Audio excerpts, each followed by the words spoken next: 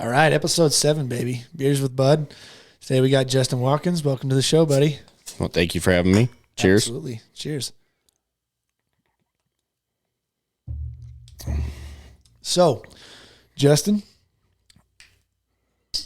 we're on the Beers podcast. Tell us a little bit about your beers. What do you like, baby? Well, today I brought some Coors Banquet. Mm-hmm. I don't know. I think recently I used to drink a lot of light beers, Coors Light, Bud Light, a lot of domestic lights, you know. I don't know. Ever since a couple years ago, I kind of went more on like the heavy side. Budweiser, Coors. I get bored of beer, certain types of beer, pretty fast. Oh, you overdrink on something, right? Yeah, right. Yeah, so, I mean, absolutely. for a long time when I was like freshly 21, it was Bud Light. Yeah. And then one day I woke up, it's Coors Light for a long time, couple of years.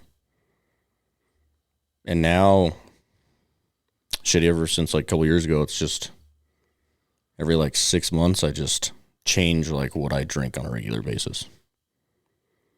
I don't know why. I don't know if it's like get bored of the taste or I think it's I get bored of the taste. Maybe that's what it is. I can relate because I did the same thing too, right? Especially as a younger man. You start pounding out so much of a specific lighter beer typically, right? Right. And you're like, oh my God, dude, I've been drinking the same beer for like multiple beers for a long time for an extended period of time. I need to change up here. I need to figure out a little bit of oddball because I'm getting beat down with this taste and flavor. Yeah, so when I went from like Bud Light to Coors Light, I was really over the taste of Bud Light. Like that's why I switched. My buddy Alex was like, "Hey, that was his beer of choice was Coors Light." Tried one, I was like, "This is it. Yeah, this is what I like." And then, I drank that for a long time, and then, now I'm not really sick of any of the tastes. I'll drink a Bud Light and enjoy it. I'll drink a Coors Light and enjoy it. It's just not what I stock my fridge with. What do you stock your fridge with? A variety of things. Yeah. Kind of flavor of the week type thing? Kind of. I get, like I said, because I get bored of beer. Like the taste of beer, I just get bored of a certain flavor, a certain brand. I've kind of gotten into like buying 12 packs or 6 packs of just any random beer. I'm kind of adventurous with beer every once in a while.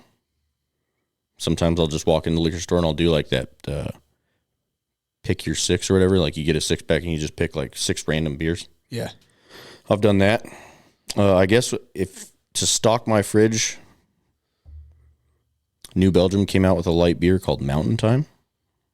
I think you tried it a couple weeks ago. I guess I didn't realize that was New Belgium. Yeah. I had no idea. Like I'm a big New Belgium fan ever since I was a kid. My dad is well, since I was a kid, my dad has drank like Fat Tire. Okay. So that was like I still like Fat Tire to this day. There might be some in my fridge at home. Well, correct me if I'm wrong. New Belgium is a Colorado company. Is that correct? Yes. I believe New Belgium is out of Fort Collins, isn't it? Yes. So and their trademark beer that got them kind of big and onto the scene was Fat Tire. Fat Tire. Right. So it used to be a big deal. When I was a kid, my dad, drank Fat Tire, whatever. And then they had what they called the Fat Tire Classic. It was a bike ride in Breckenridge, maybe? I don't know. I was a kid, like real young. But it was like a 3-day bike ride, like a mountain bike. And, it was obviously like a competitive thing for certain people. Uh-huh. But my dad would take me and my brother up, and we'd go on these mountain bike trails for, there was like an entry fee. So it's kind of like a 5K where you can sign up for it. I don't really know what the proceeds went to, or if it just was like I don't know if it was, I have no idea. Maybe we went to like the grand prize. That was like the entry fee or whatever. Right. I didn't really care at the time. I was like 7. Right, but was it like a 5K, where you could sign up for it, you pay an entry fee for it, and then some people take it really serious and try to compete and place in it, and some people are just participating to donate towards the cause. Well, but it was like take their time. It was like a 3-day bike ride. That sounds intense. Dude, it was so much fun though. Like being a kid, you know, we're on like these cheap little mountain bikes. The like Mongoose, baby. Yeah, dude, like, you know, something that my parents probably picked up at like Walmart or something, you know? Big time. But dude, those are some of the best times that I've had as like a kid. Like, cause I loved being on a bike. So did my brother. My dad got us into that when we were kids. So it'd be like my family, my uncle, and the four of us would go, and my mom would hang out with my aunt, hanging out by the pool or whatever, you know, and just chilling. Yeah. That's dope. Yeah. Well, you know, it's funny, speaking of New Belgium and bikes, you know that in Fort Collins every year they have this thing called the Tour de Fat, right? Oh yeah. Have you ever done it? No. No? Why'd you hesitate on that? Did you try to go one time and didn't make it or something? So I tried to go one year, right? And we went there. I was with Jared. With Kelsey. We left Greeley at like 6 a.m. Went to Fort Collins, met up with Joey when he was living in Fort Collins. Met at his house. We started like morning drinking, like 7 a.m., right? Like Tour de Fats like all day, right? Yeah. We all had like these outrageous costumes on. Well, I had been riding a bike drunk for a long time, right? Well versed in being hammered on a bike. Kelsey was not. So like we all rode we were trying to ride from Joey's house to like downtown Fort Collins. Uh-huh. Kelsey couldn't make it. She would ride like 30 feet and fall over. Ride like 50 feet, fall over. And luckily she kept falling on like the grass side of the street. But dude, it was like we were riding down College. Which is like the main drag of Fort Collins, right? Oh yeah, crazy busy. Yeah, a lot of cars. All of a sudden we're just riding and she's laying in the grass. And it's like, fuck me. What is happening? And I felt bad because everybody else... I'm sorry. Everybody else was like huge bikers, right? Like Joey and his girlfriend. Like Joey, big time, yeah. You know, they were huge into bikes and they lived in Fort Collins like that. That was their thing. It's a big time hobby there. Dude, they were gone. Like as soon as we hopped on our bikes, they were gone. I was like, yeah, I'll just... So the 5Kers that take it seriously, right? They're trying to play some time. And I was like, you know, whatever. I'll just hang back with Kelsey. Like, we'll just take our time. We'll get down there. And at first, she was doing good. Yeah. And then I think, you know, that the blood started flowing from riding a bike, and she was like, over. Like, fuck. So we ended up turning around and not making it downtown. Because I had to, like, walk both of our bikes back, like one bike in each hand, as she's walking behind me, just hammered. And we walked back to Joey's house. And by the time we got back to Joey's house, dude, I was like, I'm done. Like, I don't want to leave her experience ruined. You know, but I don't want to leave her here by herself, hammered. Right. No phone, because her phone was in somebody else's bag.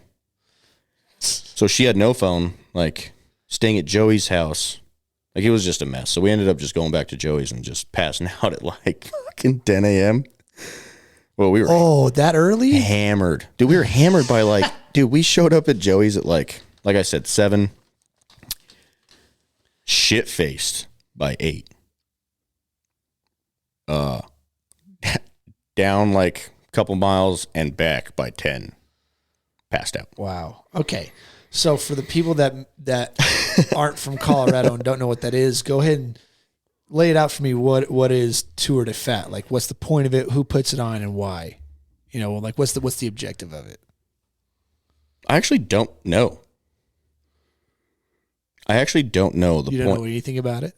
I mean, as much as I know about it, because I stopped. That was like the one and only time that I was going to go. Like I've seen it. Well, it's an annual thing, right? It gets put on every year. Yeah. So it's an annual thing. I mean, it's a bike ride for the people that want to do it. The Tour de Fat is actually like a bike ride through Fort Collins. I don't remember where it starts or ends. Pretty sure it both starts and ends in Old Town Fort Collins. Okay. And I mean, everybody dresses up in like these crazy costumes if they want to. I'm pretty sure it's a bike race for the people that want to do that.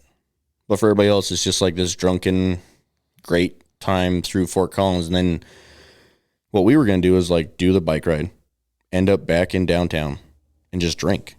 Like hit all the bars down in Old Town, go bar hopping, and just have like a good afternoon of drinking and being around a bunch of crazy people. Yeah. So what I thought the Tour de Fat was it was like a brewery / food tour on a bike that was put on by New Belgium because it was Fat Tire beer, right? So they call it the Tour de Fat because you start at New Belgium Brewery and then you take a tour of Fort Collins, go into downtown, sample all these beers and foods, and then you end up back at New Belgium. Is that not right? I don't think that's right. They call it, I'm pretty sure they call it Tour de Fat because the emblem on a fat tire, like the beer, is a bike. Right. That's because they're referencing like the fat tire of a bike. Yeah. That's what I'm saying. Tour de Fat, Fat Tire beer, New Belgium puts it on. Tour de Fat. Valid. But I'm pretty sure it's like a bike race. To my understanding, it's not like a poker run where you go to like a bar or a restaurant and like hit different spots. I'm pretty sure the Tour de Fat is like a bike ride. And then our main objective was to do the bike ride and go drinking in downtown. Right. I mean, I do know that. I know that at the end of it, when you finish whatever it is that the point of it is to end up like at the brewery or downtown to have drinks. Right. And I know it's supposed to be an all day thing, like a festival almost, right? Right. That's what I know of it. I mean, because I've seen before that I was interested in like participating, a couple years prior to that, I had been staying at a house in Fort Collins and I saw people, dude, it was early, 7, 8 a.m., had no idea what was going on. And I just saw loads of people just cruising by on bikes, crazy ass costumes. What the fuck is going on? I've never done it. I've actually never done it. Walked inside and I was like, dude, you guys should come outside. I want to go buy a bike. It's like fucking Halloween, but it's not Halloween. When do they typically hold it? Do you know?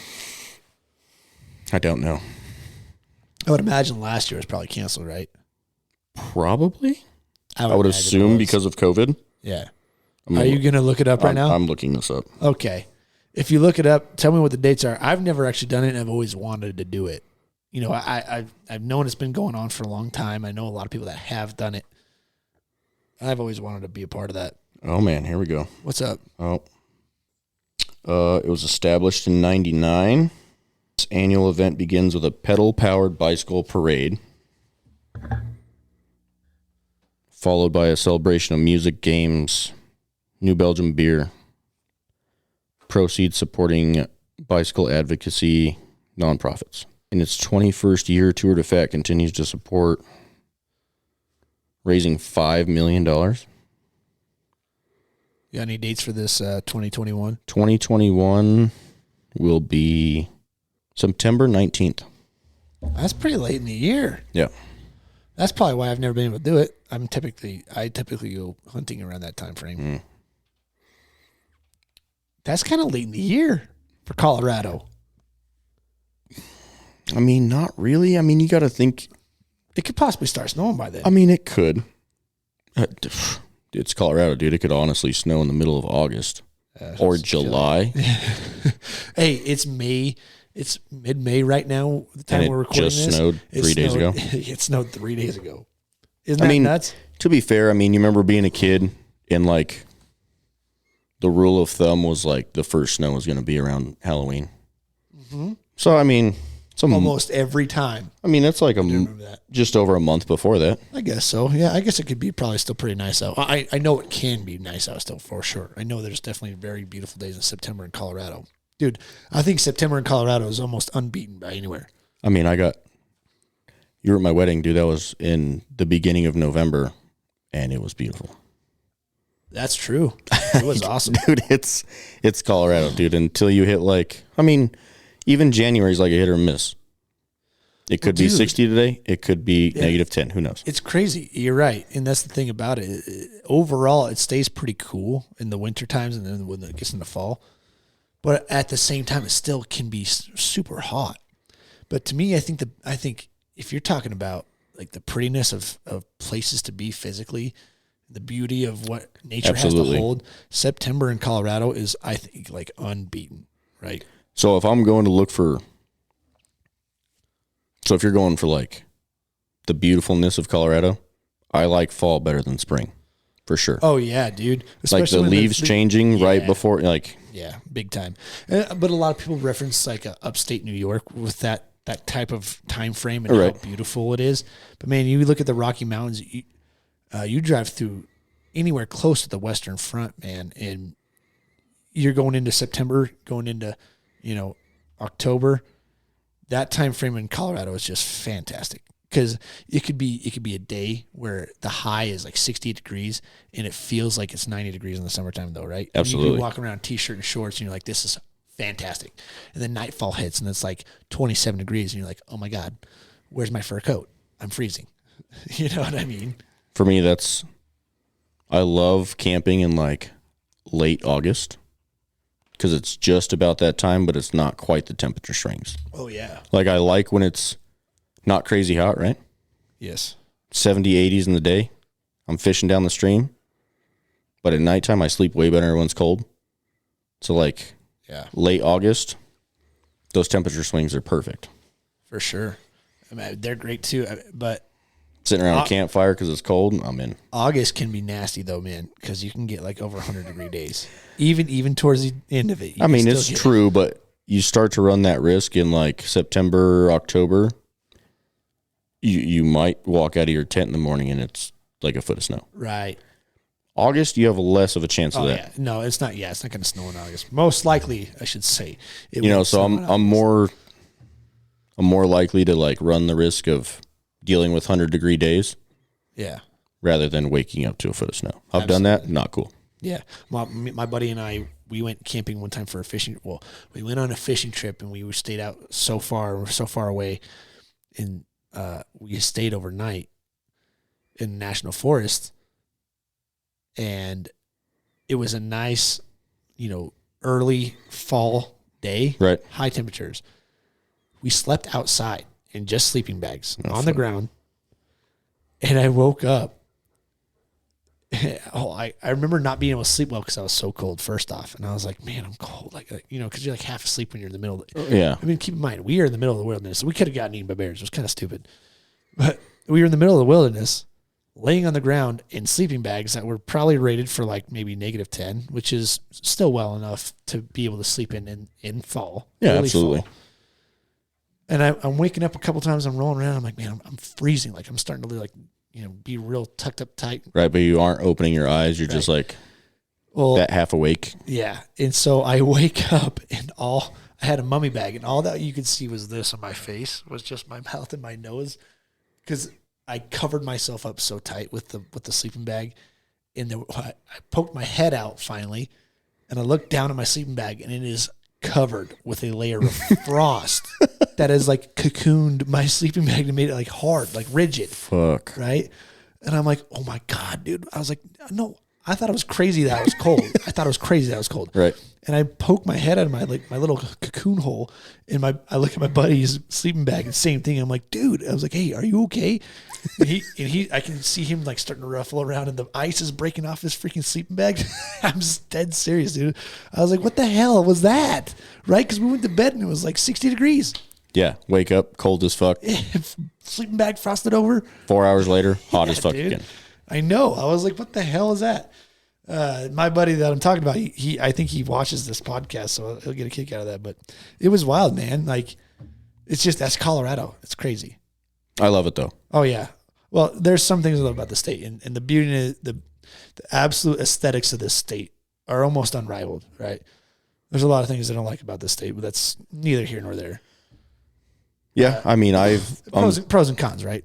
Everywhere has them. I mean, I'm born and raised in this state, and I think I liked this state as a whole a lot better when I was a kid. Same. Changed a lot in the last 30 years, 20 years. I mean, since I can remember, let's call it 20 years. Yeah. It's just not the same. I agree. I definitely agree, because that's kind of how I feel about it too, right? I enjoyed it way more as a kid, 100%. And then like more as I become an adult. I don't know if it's because we've gotten old or our worldview changes or what it is, but it seems like I definitely enjoyed it more as a kid myself. Yeah, I mean, I think a lot has changed. I don't think it's just our perspective or our age, but I mean, I think there's a lot of factors that go into it. Yeah. But yeah, it's definitely not the same. No, it's not. It's not the same. But tell me a little bit about what is it? Do you want to tell me at all about what you do for a living? For a living, I am a diesel mechanic. Oh yeah. So you're what they consider a blue collar kind of guy. I am. Nice. Very proud of it. Yeah. I mean, I'm definitely not. I don't hate on the people that are white collar. My brother's white collar. I have no issues with that. I think it's needed in the world. I'm just not that person. You know, I went to, right out of high school, I went to UNC, right? Yeah. Thought I was going to get my degree in psychology. And then I dropped out right before Thanksgiving. I realized within the first 3 months, I was like, this is not for me. No kidding. Yeah, it's not. My dad's very blue collar, has been my entire life. Kind of instilled like he's more into cars, like gasoline, but he instilled the love for mechanics when I was a kid. I mean, he's not a mechanic by trade. It's just a hobby of his, but I've always been around cars since I was like a kid. Right. Helping holding the flashlight for my dad. Yeah. That kind of shit. But you can never do it right. It's just, I helped my dad with what he does for a living when I was Christmas break, spring break, summer break, when I was in high school. Just part-time, just getting a random paycheck to support whatever, my car insurance, phone bill, whatever, Earn yourself a couple bucks. Yeah, buy the shit that my parents didn't want to buy me, like an iPod back in the day. When those first came out, that was how I paid for my first iPod. Yeah. You're still a bit prepared to be able to go to the real world. Just right? Like random accessories for my car. Any fun shit that I wanted to do was paid for out of my pocket. So I grew up, very blue collar in my family. So that's just, when I went to UNC, I was like, man, I do not see myself doing this. You just didn't like it, huh? No. Well, what I thought I wanted to do was be a psychologist, right? Uh-huh. To be a psychologist, that takes at least 6 years, right? You need at least a master's. I don't have it in me. I've always been good at school, but it's not what you like. I think I like a paycheck better than I liked sitting behind a desk paying somebody. Oh, yeah. The other thing about it, too, is if you're talking about a school especially, if you want to pursue something like that and you realize, okay, it's going to take me 6 years, that's a lot of dedication, to be honest. And the people that are able to do that, I commend those people that can do that, and they fit that mold of being able to go to university that long and pay the money or whatever it is that they need to do to be able to make that commitment. That's pretty intense. Good for them, right? And I think part of that is a mindset. It's like you have to know you want it. See, if you question that's what I'm saying. Like it's a mindset. Like you have to know, like deep down, that's your calling, or that's what you want to do, or like you believe so heavily that that's what you want to do, then that like you buy into it, right? Right. You're like, all right, it's worth literally and physically. But it's worth my time. It's worth the investment. This is what I want to do with my futures. This is my career path. Yes. My brother did it. My sister-in-law did it. My wife's sister is currently doing it. She's going to be a doctor. Dude, I commended those people. Yeah, you have to have that I drive. Seriously didn't make it 3 months. It's just this type of thing that didn't work for you, right? No, it just didn't kind of work. rubbing against the grain of your personality and your livelihood, and you're like, I don't want to speak for you, but you probably were like, man, I don't see myself in this setting. I got to figure out what I need. Well, and part of it was like, I think at the time it was zero self-control. Right, that was my first time being out of, like, not living in my parents' house. I didn't have to be in class. In high school, it's like, you're in school 7 to 3, right? They'll contact your mom if you miss class. Right, but that was the thing. Like, all of your friends were doing it. It didn't matter. It was 7 to 3. Yeah. Right, then I got into college. I wasn't living at home. I was on my own. I mean, home was close, but I wasn't living there. I had nobody looking over me. I could show up whenever, leave whenever, do whatever I wanted. Yeah. And it was part of zero self-control, honestly. There were days that, I mean, there was, I think there was a class that I only went to twice in 3 months. It was at 8 a.m. and I just wasn't in it, dude. Like, you know, I staying out too, and I mean, I think part of it was I went to college in our hometown. So I had a lot of friends that weren't going to UNC that like didn't have obligations at 8 a.m. that I wanted to hang out with. So I'd go hang out with them, stay out too late, not go to class. Yeah. So I think part of it was self-inflicted. Oh, for sure. But at the same time, I mean, it panned out in the end. I know for sure I don't want to be any sort of white collar person. No, it's just not who I am. Yeah, well, but if you talk about if you unpack a little bit what you said as far as self-inflicted, right? I think that kind of goes with what people talk about is you have to have that drive, right? You have to have that what you know what you want, because if you wanted it bad enough, I would have made it. You would have gone with your own self-perseverance and your own self-drive, being like, I want to be a psychologist. I know I have to go to this class tomorrow. I have to take some self-responsibility and show up when I need to show up and learn what I need to learn. But if you don't have that passion for that thing, you don't devote yourself to it, and it's not a priority to you, right? Yeah, and that goes for anybody doing anything, right? I mean, anything you can think of, you can literally apply that to. If you're not passionate about it, you don't pursue it. That's just what it is. And if you don't pursue it, it falls off to the wayside. And I mean, absolutely. Yeah. Absolutely. So, I mean, it could have been a blessing in disguise, because you could have been wasting more of your time and money in school that you were going to be failing at anyway, and then never getting anything out of it anyway. I mean, to be honest, I think it is a blessing in disguise. I think even if I would have made it to those classes, and even if I would have made it through a 4-year degree, at the end of that 4 years, I don't think I would have been in the same degree. You know, I went in with the intention of graduating with a psychology degree. At the end of that 4 years, who knows what I would have ended up with. But I highly doubt it would have been psychology. Right. I probably would have switched my degrees like halfway through and then been 2 years behind. Let me ask you this. So you went to school for that. You ended up not doing it because you couldn't do it, or you didn't feel like it was right for you. So how did you end up getting the train of being a diesel mechanic? Well, so right after I dropped out of UNC, I worked for the company that my dad works for. Just construction, manual labor. I mean, it was a good paycheck. I liked what I was doing. I was doing that, and then I was a part-time dishwasher at the country club, right?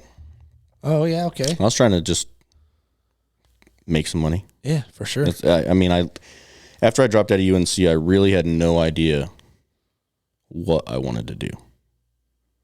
It was just kind of like a weird lull in my... How old were you at this point? 18, 19.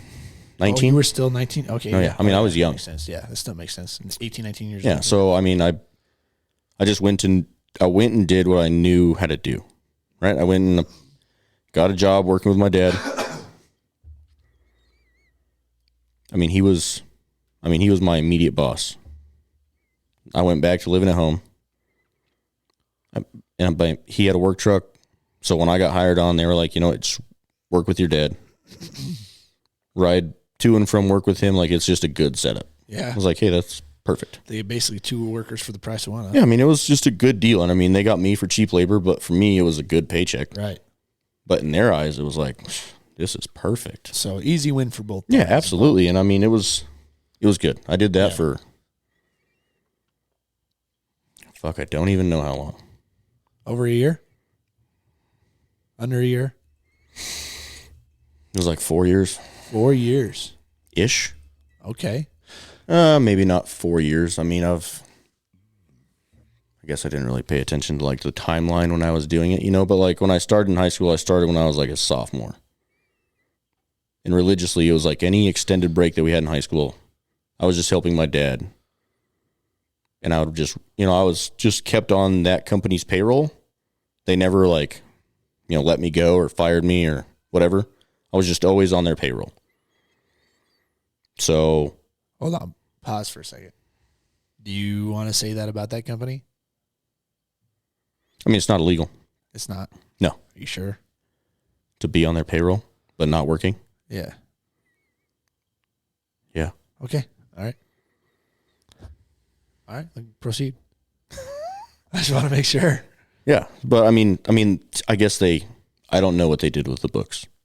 I guess they could have fired me. Fucking worry, right? I mean, they could have fired me and hired me every time that I worked for them, but it wasn't ever under the table.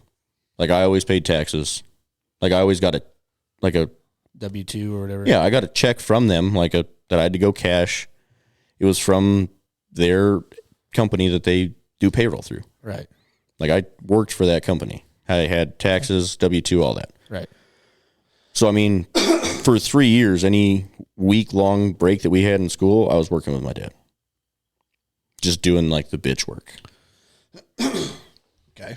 And so, I mean, it just kind of progressed that when I dropped out of UNC, I didn't really have any other skill to go back on, right? I'm fucking 19.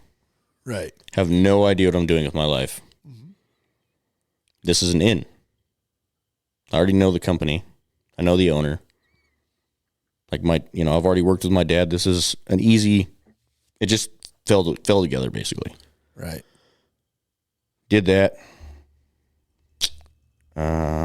And then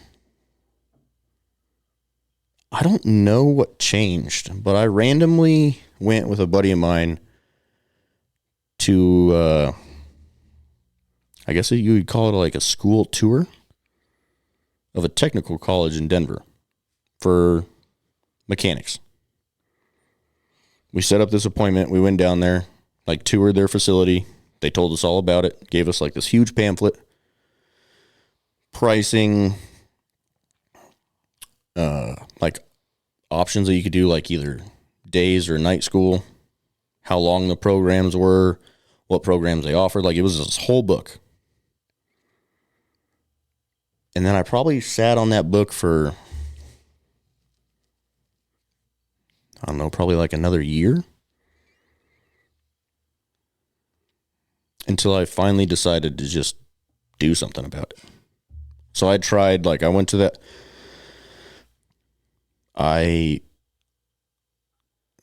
So I went and got that, did the tour, realized that it was going to be X amount of money for this program, right?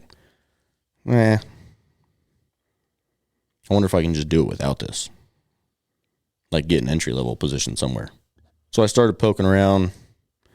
I didn't really, Indeed wasn't really a big thing back then or whatever, so I was just, throwing out my resume to, random companies that I knew. Places in Greeley that I've driven by, trying to get my foot in the door somewhere. And I just wasn't given the time of day. Right. I was just, all right, whatever. So I finally talked to my dad. And, it was kind of an elaborate plan, but it all fell together. I enrolled in school, which was in Denver. So the technical school you're talking about, you pulled the trigger on it? Yep. So I went down. I went down and I scheduled an appointment with their financial aid people. Because it was just on. To see what they have to offer. Well, but it was on me. It wasn't going to be on my parents' dime or nothing like that. It was if this is what you want to do, you need to do it. Right. All right. Figure out how to make it happen. I was well, ever since I was a kid, I'm not real big on people. I'm not real big on owing people money. Whatever it may be. A house is a little different. Car's a little different. And I still don't like car payments, but I don't like owing people money. Right. Well, yeah, that's a big can of worms when you're talking about loans and stuff. You know what I mean? But so when I went down there for this financial aid meeting, I basically asked them this is what I want to do. This is the program I want to do. What are my options? Am I qualified for financial aid? Is it all going to be out of pocket? Can I make payments? Is there grants I can qualify for? How does this work? Yeah. And I had this big long meeting with them, and I still had to take out a little bit of student loan, but I was able to do night school and still keep employed with the company I was working for. That's badass. And it actually ended up working out really well because that company's based out of Fort Collins. And that's part of the issue with... Which company? The one that you were actually working for? Yeah, with my dad. Okay. So that's part of the issue with like a construction company, right? They might be based out of Fort Collins. But the job could be... You could be anywhere. But yeah, the job could be in... Anywhere. Grand Junction. I mean, right? I mean, not quite that far, but it's I mean... exaggerative, but... They were doing... I mean, as far as I know, I've done jobs in Denver, Cheyenne, Fort Morgan. Oh, wow. And my dad just got done. He still works for that company, doing a job in Estes. Yeah. So it's like, it was a risk. Yeah. But I talked to the company. I was like, hey, this is when I start school. If you guys have any jobs close to Denver, can I be on them? It really helped me out, right? Like, you know, I'm really trying to help you out, but at the same time, I need a little bit of help. I can't be doing a job in Cheyenne and still make it to Denver, you know, for my night school. Yeah. So I ended up doing like a year job down like across the street from the Pepsi Center. Really? Yeah. It worked out perfect. I lived at my grandparents in Parker, worked at the Pepsi Center, basically, and went to night school. It's called Ball Arena now, by the way. Whatever. Well, that's badass, though, man. So how long did you go to that school for, though? 2 years. 2 years. So you did the first year in Denver, right? Yeah. So then after that, it was kind of a crapshoot. I mean, I did everything after that was like it always got a little further north. Yeah. A little further north. And then actually the last job that I did was in Fort Collins. But that was like right at the end of my night school. Like towards the end. Yeah. And I actually applied at a couple places to be a mechanic in Denver. Got hired on there. Finished out my night school working down in Denver for a different company. So you told me how you got on. You told me how you got into the college for night school and stuff. But what program did you enroll in? Like, was it just specifically just being a mechanic, or nope, diesel? So they. I mean, did you get to select what you could go pick to be a part of? Kind of. So when I went, there was like 3 major programs that you could be a part of. It was either automotive, you know, working on cars, right? Diesel, and then welding. Oh, okay. And welding was kind of like at the beginning of its program at that school, and now it's a huge deal down there. Well, yeah. I mean, I think overall across the nation it's really exploded big time. Right? Absolutely. But yeah, like if I would have done it during the day, it would have been a year long. Right, but since I did it at night, it's half the amount of time a day. You only did it a couple days a week. So you chose the diesel program. Yep, I did. Did you just happen to pick that, or was there a specific reason why you picked that, or did you just feel like it was the right thing to do? I mean, it was at the time it was kind of money based. Okay, yeah, that could be a factor for sure. Right, I was just, and I hadn't really done any research.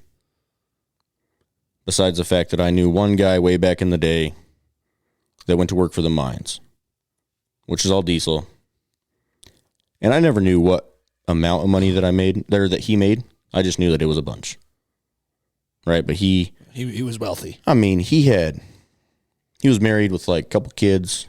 Had like 3 4-wheelers, couple dirt bikes, this beautiful house in the mountains. Like it was the life that I wanted. Right. And I was like, you know what? What did you do to get that, dude? I think that's maybe diesel's where I need to be. Okay. It's kind of like that scene. You've seen Wolf of Wall Street, right? Oh, yeah. You know that scene where Jonah Hill's character sees Leonardo in that restaurant for the first time? What do you do? He goes, what do you do? And he's like, what? He goes, what do you do? I want to find out what you do because I want to drive a car like that. Right. I think a lot of people base their decisions where they want to be on things like that.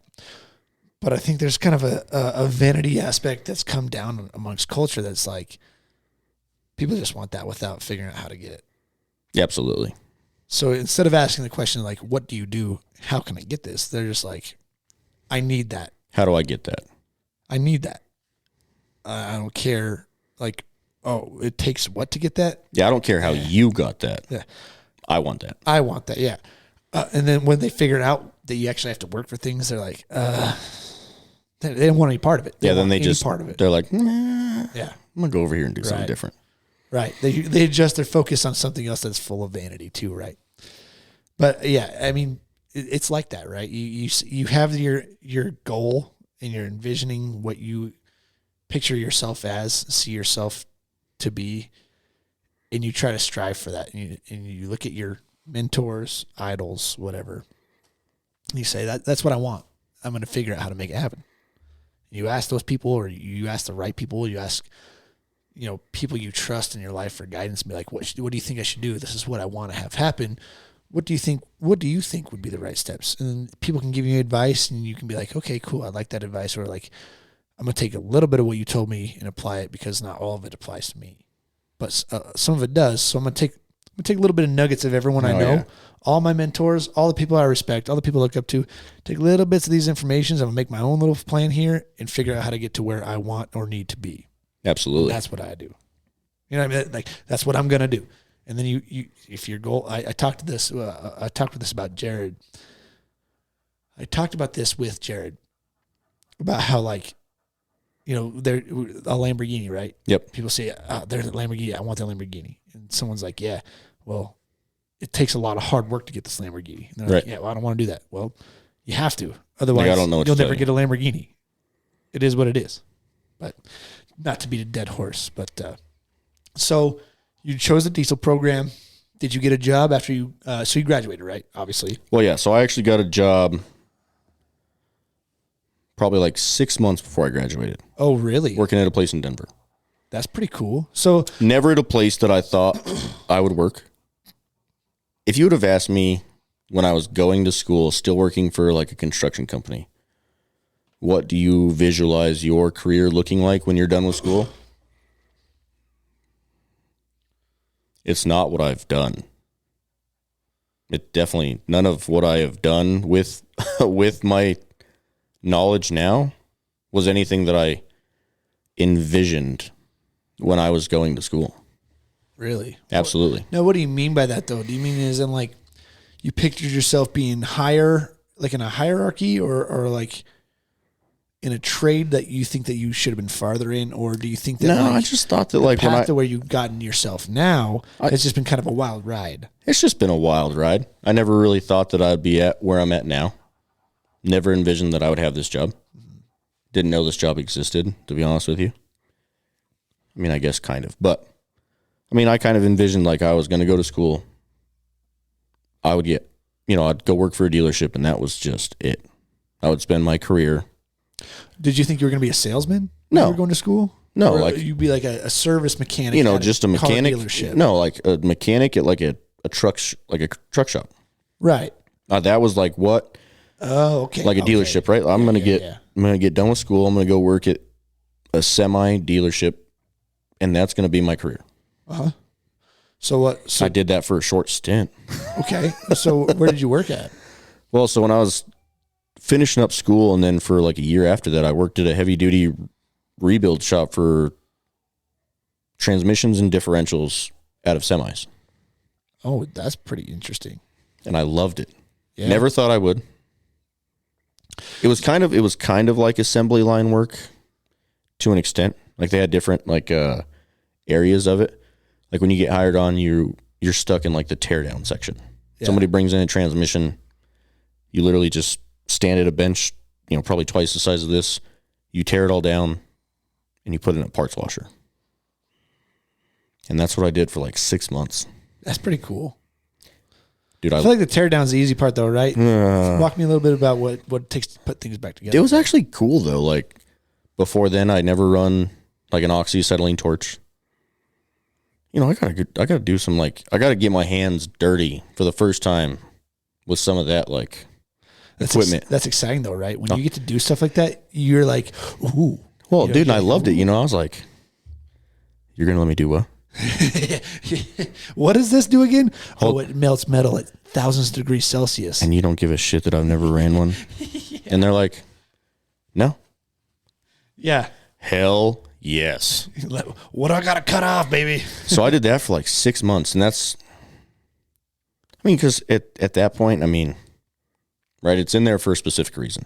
Somebody brought it in because it's either broken, fucked up, whatever. It's not running how it's supposed to. Whatever. So the way that company kind of looked at it, I mean, they were also part of a salvage yard, so they had tons of cores in the back, right? Business for days. Of just, if I fuck something up, whatever. They're going to go to the back 40, pick it up, bring it up. Place it. I'll tear that one down, and they'll take two and make one. Yeah. Like, that's just what it, whatever. Frankenstein parts together. They got extra. But putting it back together, dude, it was a good time for sure. And I still love it to this day. Yeah. I love it. So you worked there, and then where did you move on to after that? After that, I moved on to a dealership. Okay. Working on trucks. Working on So a little bit about what you expected kind of came to fruition then, huh?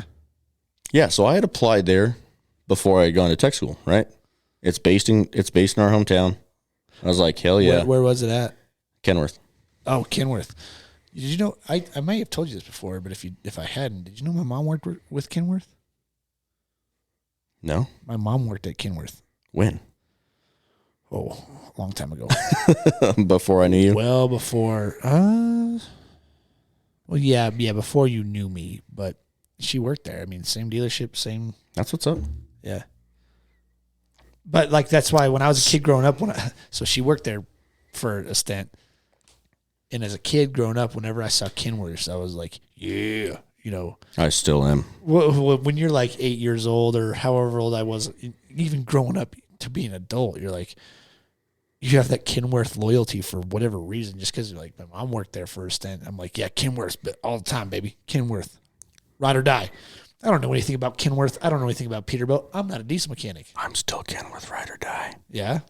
So, well, I mean, you worked at their dealership then, right? Yeah. So I had applied. Actual diesel mechanic. So I had applied there before I went to tech school, right? That was one of the places that I had applied. Yeah. Hometown bound, I was like, maybe I can get in entry level without going to tech school. Didn't happen. Right. Whatever. Went to tech school, graduated, worked at that rebuild shop for a while. Wanted something, and the hard part about that job with the rebuild shop was it was kind of not really a dead end, but there's not a lot of room for growth. So you're saying there's no progression ladder. I had pretty much maxed out the potential knowledge base after working there for 2 years. Right. So you're saying like you worked there for a little bit, you started getting the hang of the ropes, you started figuring out, you started becoming like a pro at it, right? Well, so and you had no progression to go forward. Is that accurate? Yeah, I mean there's a lot of that in like the mechanic world. There's a lot of mechanics, and then only 2 more steps for a lot of mechanics, right? Right. Then you're like a shop foreman. Then you're like a branch manager, and then but I mean, you got to think there's probably 15 mechanics, 1 shop foreman, 1 branch manager. Right. So, I mean, you got to be the dude of the dude of the dude to make it. And at that place that I worked at in Denver, that rebuild shop, it was a family-owned company. Oh. So you're already starting off on the bat. I mean, it's one of one. And the dudes that were in management spots had been there for 20 years. Yeah. And they planned on retiring there in another 20 years. Oh. It's like, fuck, dude, that sounds horrible. I can't see myself doing this job. For 40 years? For another 20 before I get to move into that office, and then another 20 before I get to move in the other office. Like, I'm out. That sounds rough. So I, threw out my resume a couple different places, landed at the Kenworth here. Worked there for a couple years. What made you want to get out of that? So you said you're a Kenworth man, ride or die. Why would you want to leave it if you love it so much? And I don't mean to fucking grill you on it here. I didn't leave. Curious. I didn't leave on bad terms. Okay. I didn't leave because I hated it. I left because I thought I had a better business opportunity. Okay. I left a dude that I worked with at that rebuild shop. quit, and he was like the outside sales guy. He had all the contacts. Had worked at that place for like 30 years. Knew all these people. Called me one day out of nowhere. Middle of the work week. Was like, hey, what's up? Working, dude. What's up? You tell me, homie. What's up? He's like, hey, I left, and I'm looking to start up my own rebuild shop. Would you be interested? I was like, I don't know, man. Like, there's not a lot of money in it. There's not a lot of progression. I'm at Kenworth now. Kenworth's huge. It's a corporation, man. Working for a dealership, yeah, it's big. Dude, they would send you to training all over the country if you were at that point in your career. Yeah. The pay is good. Their benefits are good. Like, it's got to be a pretty sweet deal for me to leave here. What do you got? He's like, well, next time you're off, give me a call and we should meet up at the place that I'm trying to do this, and I'll give you a pitch. It's like, all right, cool. It can't hurt to go have a conversation, right? That's the way I've looked at it. Look at your opportunities. That's just a way that I've looked at like a lot of my adult life is like, what's it going to hurt to have a conversation? A good friend of my grandma back in the day was like, I can't remember how he started, but he's like, you got any job interviews lined up? Just randomly. And I was like, what? No? Why not? I was like, well, I'm happy with where I'm at. He's like, well, it never hurts to look. You might find something that's 10 times as good as what you have now. You just have to look. Yeah. Oh, yeah, and sometimes opportunity knocks, right? I was like, shit, dude, I guess you're not wrong. Like, it doesn't hurt to just go have a conversation with a dude. Right. So I went down there. He's a salesman, dude. He fucking sold me. Oh. And he's like, you'll be part owner. As this company grows, you'll grow with it. As we make more money, you make more money. You and I will just, we'll take the proceeds, pay the employees. We'll be like partners in this, but to begin, it'll just be me and you. And I was like, shit, dude, I got a better work ethic than anyone. I got this. Right. I'm in. Whatever it takes, dude, I'm in. Like, if it comes down to somebody telling me, it depends on your work ethic to how much money you'll make. Oh, yeah, you'd be like, okay, I'll make $1 million right now. Bet. Yeah. I will work 48 hours straight. I'll work a whole week straight. Yeah. Zero fucks. I'll post up a cot in the corner if you're going to put that on me. Yeah. He sold me. Good. But my one stipulation, I was 25 at the time. Almost to the day. I was like, all right, bro. You have a year, though. We have a year. I need health benefits in a year. Like right now, if I leave Kenworth, I can go back on my parents' health insurance for a year. But after 26, I'm on my own. Uh-huh. So if something happens, especially if you're working at a job like that, you could probably definitely like hurt yourself and be but workman's comp was part of that. But I was looking for like just health benefits. Okay. In case I got hurt outside of work and I can't work, what the fuck am I going to do? Right. Yeah, you got to be able to provide. Yeah, for sure. So that was like my one big thing. I was like, I will come work with you, for you, whatever, however you want to put it. But we have a year. And then I need health insurance. Well, that year I worked my dick off. He was gone a lot. Didn't really hold up his end of the bargain. Almost a year to the day, I applied at the job that I have now. Yeah. So what you're saying is that like he pitched you a proposal being a salesman, and it wasn't all what it seemed to be. Yeah. And then you're like, you know what? I can take my talents elsewhere. It had the potential. If he... the vision was there, the execution wasn't? Yeah. Okay.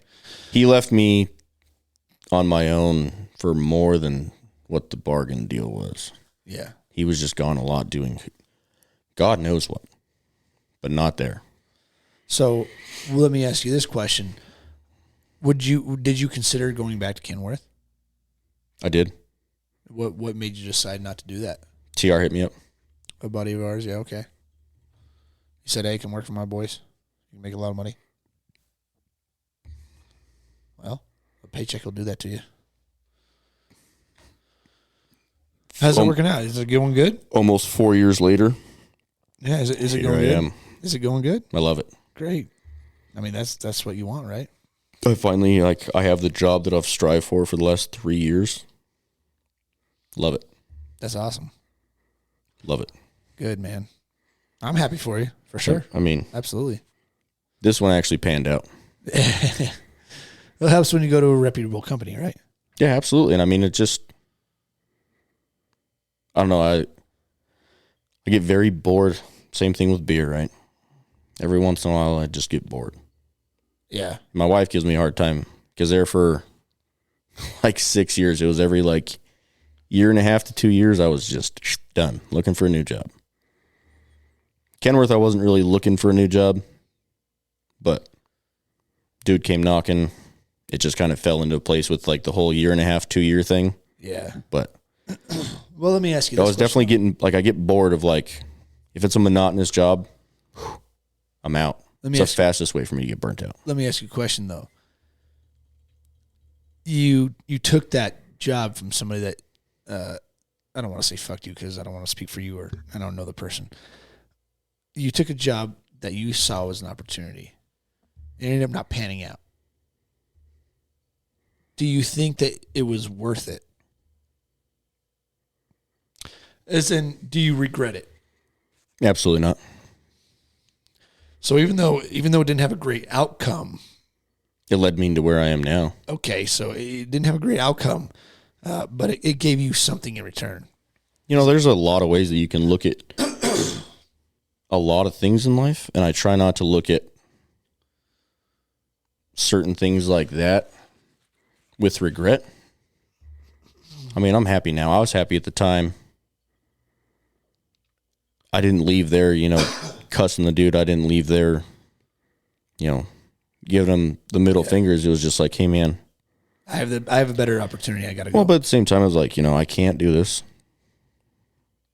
It's not really panning out the way that we had talked about. Health insurance is a big deal. I didn't want to hate on the guy. I still like him as a human being. So I didn't really You didn't cut ties completely. I didn't voice my opinion too hard. I really mainly left it with there's no health insurance. I have a very serious girlfriend, we're looking to get engaged, I need something a little more steady, a little better income. A little bit more secure, right? So I need stability. I need something with a 401k. Yeah. Help, benefits, something, dude. This is just like a on my own type deal. I kind of relied on you pretty heavily because you knew the business side and the customers. And that's where I lacked because I'm relatively new to this business. Well, you're the blue collar side, right? You're you're the knuckle dragger. I can build this shit all day. Yeah. I can do most of the computer work, but I need you to find the customers to get the work here. Build me the clientele base so I have something to work on. And he wasn't really holding up that end of the deal, so I just kind of just hit him up one day. I was like, man, I can't do this. I've already found a different job. I start on such and such date. I'm going to work my 2 weeks and then I'm done. Oh, well, I mean, that's cool. At least you gave him the 2 weeks too, right? I've always given the 2 weeks. Yeah. It's kind of a dying respect. I've never, a lot of companies, if you put in your 2 weeks, they'll just let you go, right? Which is the company's prerogative. If they want to do that, that's fine. And I've told every company that I've ever gone to, hey, I'm going to put in my 2 weeks. When do you want me to start? Or when can I start? If this company tells me to get fucked today, can I start tomorrow? Can I start on Monday? Yeah. And they've always said, well, call us back after you put in your 2 weeks. Every company that I've worked for has always let me work my 2 weeks. That's cool. Yeah, and it is good. It's a good thing, though, because, like I said, I think that's something that's kind of dying out. I've known people personally that work different jobs that have that are going on to do different things. I'm like, oh, wow, man, you switched a job really fast. That was crazy. I was like, I think I've even asked people before. I'm like, how did your last 2 weeks go? By letting your employer know that like you're not gonna be with them anymore. Like, was it weird? Like, oh, I didn't give him 2 weeks. I just quit. I'm like, damn, that's kind of harsh, right? And I don't mean that as in like. I don't mean that as in like. I think people say, well, they're a big corporation or they're a big chain or whatever, and they can figure it out and they'll be fine. But at the same time, it's like, well, what if your new employer contacts those people and says, how did that person leave your job? And they're like, oh yeah, he just left one day. Seeing at the same time, I've never looked what? at it. Every company will always be fine. Right? The way the big corporations will, yeah, for the most part, yeah. Well, it's just 85% of companies. If I died today, they're gonna stay in business. Yeah. Right. But when every time that I've put in my 2 weeks, I could give a fuck about some CEO somewhere. Right. Well, because they don't give a fuck about you. I'm putting in my 2 weeks to the people that I work with. Right. For like the direct people that I deal with on a day-to-day basis. I'm trying to tell them like, hey man, I gotta go. I'm going. This is my 2 weeks. Yeah. If you tell me you get fucked, it is what it is. But I'm trying to give you the opportunity. You gotta fill that gap, right? You're leaving. Excuse me. I'm giving you the opportunity to find someone. And at the same time, because I've done that, I've never left a company on bad terms. Right. I still talk to people at the company that my dad works with, the place in Denver, and Kenworth. I have an open job whenever I want. Right. Because I didn't fuck them. And that's what I mean, right? Because let's for instance, if like you just quit tomorrow. Yeah, chuck up the deuces and say, "Peace, bitches, I'm out." Right, but they're not going to hire you back. The job that you applied for, even that says they're going to hire you, they call your references and they call your current employer and they say, you know, how was Justin? How did he work? And the current employer was like, he was a turd. He just left us. Like he literally just quit yesterday, and he left. Didn't give us 2 weeks notice. Nothing. And that employer is going to be like, huh, that's not good. I didn't expect to hear that. And so I don't think people understand that those things correlate, right? Because people are like, oh, yeah, I'll quit my job tomorrow. I don't give a shit. And some people have the luxury of doing that. I'm not saying that 2 weeks is the absolute end all be all. There's exceptions to the rules, obviously. But for the most part, I think the younger generation coming up doesn't understand that like 2 weeks is not only beneficial for you, it's beneficial for the company. And the company, though you may not care about it and you're miserable and you want to leave it, if you were trying to progress yourself somewhere else and get on somewhere else, the current company that you're given 2 weeks may be in contact with who you're going to work for. And it is good for them that the people that you're leaving, it is good for them to have a good taste in their mouth about you when you leave. See, I've always left.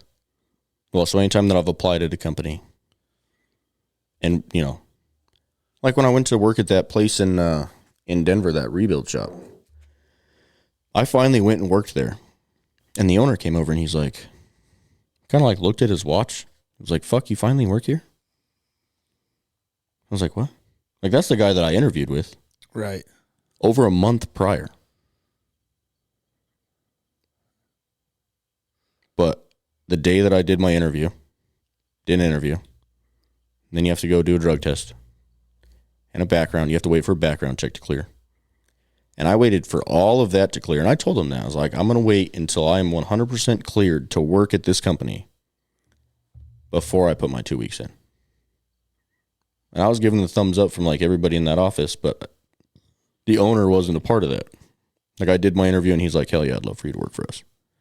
That was the end of it. And then I dealt with a bunch of other office personnel that set up my drug test, my background check, all of that. Those are the people that I voiced to them. I was like, hey, I'm going to wait for this stuff to clear before I put in my 2 weeks. So from my interview until the day that I actually started there was like a month. Wow. I mean, I went and did my drug test. The results for that take like 3 to 5 days. Background check took like 9 days. And then I put in 2 weeks. There you go. Boom. Let me ask you a question. What do you think the difference is? What do you think, personally, the difference is between what people think of you and your reputation, right? Because I feel like if you're talking about the 2-week courtesy that you're giving companies and that could possibly affect how they view you, reputation I think is part of that.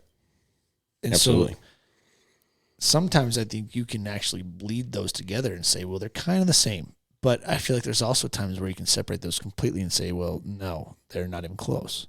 So let me ask. Well, it depends on who you're. You Depends on who you're talking to. Right. So there's certain people that aren't going to like you. So like now I'm in management, right? There's certain people beneath me that probably think I'm just a raging dick. Yeah. But then at the same time, if you talk to the people above me, I'm doing as I'm told. Right? Shit rolls downhill. Yeah. Orders come from above. They tell me it's my job to go tell my dudes, hey, you fucked up. And your dudes' job is to tell them dudes. Right? But it's just like I'm looking at my mechanics and I'm like, yo, you fucked up. Yeah. I don't care if you hate me. I didn't fuck up. You fucked up. Like, I don't care if you hate me. It's not my job to be your best friend. Yeah. If we can get along and I can help you out, trust me, dude. At the end of the day, we all work for the same company. We're all here for the same goal. But it is my job to make sure that you stay in line. Right. At the end of a given day, if that means that I rode your ass too hard and you hate me, well, sorry, bro. So part of that is depending on who, like what side of the spectrum you're asking. Yeah. But at the same time, well, that's the way people think of you. But your reputation usually upholds all of it. It's like kind of all encompassing is what you're trying to say. Yeah, I mean, if they're asking, what do you think of Justin today? From one mechanic, yeah, he fucking sucks. From my boss, he's killing it. Reputation-wise, how is he doing as a whole? They're probably close to being on the same page. Oh, and the thing that I think can bleed it together, though, is that people that get emotional about something, like let's say you come down hard on someone. You say, hey, you fucked this up. You messed this up. And now it's your fault. Here we are, right? They get emotional about it, right? And they say, well, Justin's a dick. I don't like him. He's an asshole. He doesn't know what he's doing, because they're making an emotional response to what you have had to do because of their fuck up. So they say they could be disgruntled and be like, someone could ask me, how's Justin today? Like, I hate that guy. He doesn't know what the fuck he's doing. I'm like, well, why do you say that? And they're like, he fucking told me I did X, Y, Z, but I actually did it right, blah, blah, blah. And those people will die on that stake, right? And just, they don't like you because you were mean to them, right? So it's like, now, what's your reputation, though? Like, generally, how do people view you? How do you conduct yourself as a person? Does that come into a factor of what people think of you? Is your reputation part of, like, hey, you know what? 1 or 2 off guys can say that I'm terrible and I suck and I don't care, because I have a reputation for producing and or doing these things, X, Absolutely. Y, Z. And you can ask about my reputation, and it should have some weight to it, and there should be some validity and some history, and people saying, yeah, I can vouch for that. Yeah, he can be a fucking asshole sometimes, but guess what? He's doing it for the right reason. Absolutely. I mean, it's right? You can bleed them together, and you can completely separate them. You know what I mean? It's black and white, and it's big gray pool. I mean, it's the age-old saying: you're never going to make everyone happy. Oh yeah, that's a big one, man. You're never going to make everyone happy. It's the hardest. It's the hardest. I mean, whether that's within a group of 10 or just in your entire 10,000. life, you know, you're never going to make, with whatever decision or anything that you do in life, there's always going to be the one person that's like, nah, fuck you. Yeah. Or you're stupid for doing that. Yeah. Okay. It is what it is. Yeah. And that sucks, man, because I think a lot of people, especially now in the days of big social media, the guys that really hold value to that and say, hey, you know, my virtual presence online matters to me. And so when people don't like what I do, they take it real personal, right? And they say, oh my God, like, you know, I had some haters commenting on my photos, and Right. it was terrible. It's like, well, man, you're not going to make everyone happy. Someone's not going to like you, and they don't have to even justify it, and you don't even have to care what they know or what they like. You don't have to know anything about what they say. If they say they don't like you, well, then who cares? They don't like you. I've gained a lot of happiness in my life in like the last, I don't know, 5 or 6 years by stopping giving a fuck what other people think of me. And that's what I mean, right? To a certain extent, right? There's certain people that I hold their values or their opinions of me very high. Right. Yeah, obviously, my wife, my parent, like just there's certain people that I care. You care. But I also value the fact that when they look at me and they're like, "You're a fucking moron." Okay, that holds value to me. Yeah. Hold on. Yeah. Hold on. Let me pump the brakes. What were we talking about here? Yeah, but then there's other people that they're like, "Oh, you're a fucking douche." Yeah, I don't give a fuck what you think of me. Yeah. Well, like your opinion of me doesn't matter to me. right. Like I don't care what you think of me. Because after you voice your opinion, we're going to go our separate ways and I'm going to be fine. Yeah, and that's the thing, right? Because I don't care. I used to, when I was younger, I was like, man, I wanted to be like a people pleaser. Yeah. Right? You wanted everyone to like you. I think everyone goes to that point in their But then it got to a point when it's like, I am who I am. If you don't like that, I don't care. You can't help it either. Like I don't give a shit. And the thing is, if you try to be more appeasing to people, when you try to be more of a people pleaser, I think you actually end up making more people not like you, right? And there's a couple of examples of I can speak of right now of big public figures that have done that type of thing. But I've noticed that people that are genuinely who they are and stick by it are typically more respected. And even if they're not liked, they still have that part of it that people can hold on to, right? Is the respect part of it, right? So some people can believe what they want to believe. Some people can be who they are, and they're not going to please everyone. Some people are going to be happy, and some people are going to expect some people are going to expect you to apologize for who you are and or what you've done. And it's like, people that do that, people that cave into that pressure of like, you're right, I'm sorry, I made this mistake. See, but then it's not going to happen again. But then the people that see that, I mean, to be blunt, view you as a flip-flopping son of a bitch. Right. And that's my point. That's exactly what How are you going to tell me one thing? Go to that dude over there and apologize to that person for what you said to me. And then you just keep doing that. Right. Yeah, fuck all that. I'm out. So on the spectrum of, you've got people that like you. And then you've got people that say, I don't like you. You're terrible for what you've done. You're terrible for what you've done. And you need to apologize for what you've said and done. And these people are like, oh man, I've got all these people breaking down my door telling me I need to apologize. I'm going to do it. And they apologize to these people. But all these people that like you are like, why are you apologizing for who you are? We liked you for who you are. Now you're apologizing to people that you don't even like yourself and they don't like you anyway. And now these people that don't like you still don't like you anyway because they don't like you. They never did anyway. But now they have an apology from you. Right. No matter what you did is going to make them like you regardless. You can do everything they want. They're still not going to like you. Like, yeah, good for you for apologizing. You're still a douche. And these people are like, wow, he apologized for being who he is and we liked him. And now we don't because now he's not who he was. Exactly. Boom. You didn't hold your values or your opinion or whatever it was. You didn't actually hold them to a high standard in your eyes because now you're apologizing for it because somebody got to you. Yeah. But that's the thing is these people that want you to apologize are typically the people that don't like you regardless. Yeah, and they're so why would you apologize to them? Why? See? What's the point? See, and I'm out. I don't do that. Would you rather drink beer while at a concert? Or I guess which do you like more? Drinking beer and like being out in public or drinking beer and being at home? That's a tough question because I like them both for different reasons. I think they both have their place, right? I love drinking beer when I'm at like a concert, right? I love getting down with like the whole crowd atmosphere of being at someone you want to see. Obviously, you're going to a concert to see someone you like, obviously, right? That's the whole point of you going. Absolutely.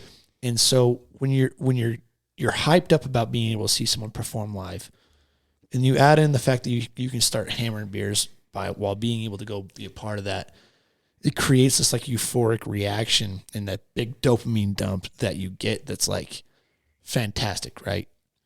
Absolutely. It's euphoric, right? You have this big experience and it's fantastic. But then you look at the flip side of the coin of the calmness as far as like excitement wise. Really unexciting to come home, but feels real good to have a beer when you get home, right? So let me ask you this. Not exciting at all. Let me ask you this. There's definitely a place and time for both, like chilling at home with a beer. Oh, yeah. Going out in public. Would you say you drink more being out? And I don't, this is like an average, right? Yeah. Not like a specific time. Do you drink more at home or more out in public? And once again, man, it varies. It depends. It really depends. Are you the kind of person that could like sit down with like a case of beer by yourself at home? No. And just and crank it out. And like, well, not necessarily crank out the whole thing, but just like, you know, a case of beer is the wrong way to put it, but like enough beer to like just like be able to chill by yourself. You know, drink until you're content. Yeah. No. Whether that be if you're asking it that way, and definitely like on an average, it's definitely more. I'm definitely more of a social drinker, right? Definitely. Not only when you're talking about like going to concerts and stuff, but like even just going out to dinner, or even going out, or even having friends over, right? Even though it's in my own home, it's a social thing for me for the most part. Oh. Now, when I'm by myself, I can put them down. Like I can do it, but seldom ever alone and just for no reason, right? I am 100% in agreement with that. I mean, there have definitely been times in my younger days when I sat down with a case of beer. Yeah, you just try to crank out as many as you can. By myself and hammered it. Yeah, for sure. But nowadays, like when you were asking earlier, what do I stock my beer with? It's stocked with beer that people bring over to parties because I don't really drink. Like by myself at home. Like I will absolutely come home from work and have a beer. Yeah. Oh, for sure. You know, but with the hours, like the amount of hours and like my schedule, it might be one. But usually by the time I hit home, it's like shower, bed. Yeah. That's no, it. Same. And if I'm working, dude, it's very seldom do I come home and have a beer. But like on my days off, if I'm doing yard work or something around the house, I'll like casually drink a beer in a couple hours or 2 beers. You know, I might sit down and like have a beer break. Yeah. Every couple hours. But it's definitely not like just cranking them back by myself. It's just not fun for me. Well, and it's weird. I'm the same way though. I'm the same way. When I'm on my work cycle, I seldom ever drink. I just typically don't because I don't have time for it. Like you're talking about. I work long hours on my job. You work long hours on your job. And when you're at home, there's no need for it. You don't got time for it. I mean, even if I might have a beer. Yeah. If my wife have a beer with dinner. If my wife is like, hey, let's have a drink. She'll have a glass of wine or a seltzer or whatever, and I'll have a beer. And that's like it. Yeah. But man, I don't really like if it's just me by myself and I'm just chilling. Like say I'm just having a lazy day laying on the couch. I'm not drinking. I typically don't either. If you add one person to the mix, I'm in. Yeah.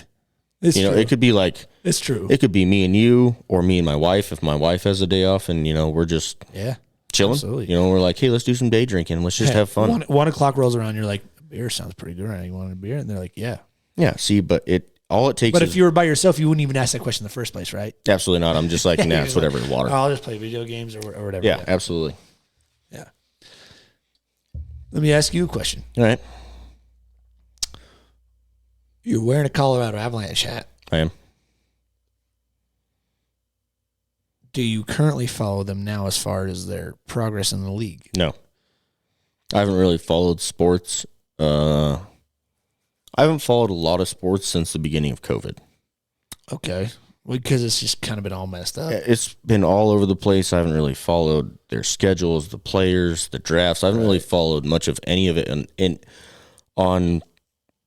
any league. I haven't really followed much of it. Like not even NFL and all that stuff. I mean, I tried to at first, but then, at the beginning of COVID, it's like, season's canceled.